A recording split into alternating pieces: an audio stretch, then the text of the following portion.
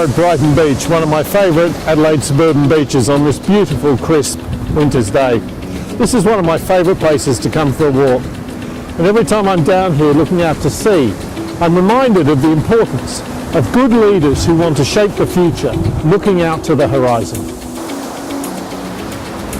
And that brings us to the next of our real-time CEO philosophies, the concept of silo mentality. Silo mentality is more common than you may well think. It is the toxic cancer that destroys value in business. At best, it will limit your ability to reach your potential. So why does it occur, and more importantly, how are we going to remove it from our leadership culture? Silo mentality occurs for two reasons. The first is an unfortunate one, insecurity of a staff member, that they think that if they can keep their job a secret, they can't be replaced. But the real reason I want to drill into is the second, and that is the different languages being spoken at the leadership table. Fundamentally, there are three different languages being spoken by the constituents of your leadership team.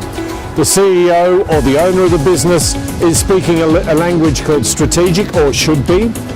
The operational team are speaking a language called operational, and the numerical team are speaking a language called numerical. Put simply, the CEO is focusing on tomorrow, the operational team today, and often the numerical people on yesterday. If we have members of the leadership team speaking three different languages, then up will go the barbed wire fences, and there's the silo mentality. So how do we remove this? And our process to remove this is a process called sun communication. The landscape that we are operating is changing rapidly. Whether that change is being affected by you or it's being enforced upon you, you are on a rapidly changing landscape. But good leaders know that they can create opportunity in changing times.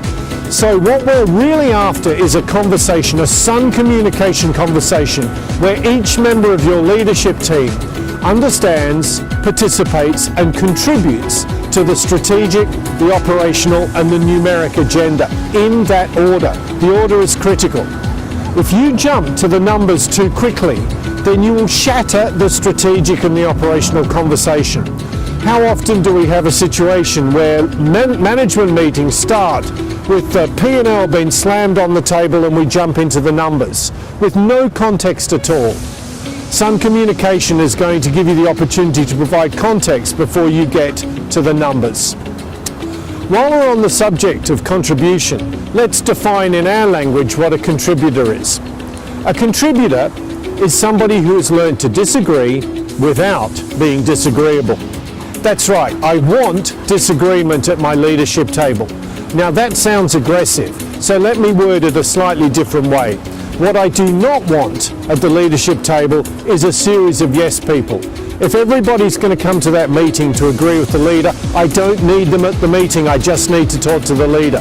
So I want a robust conversation where we disagree with each other, but I want it done in a way where we can get on with each other tomorrow.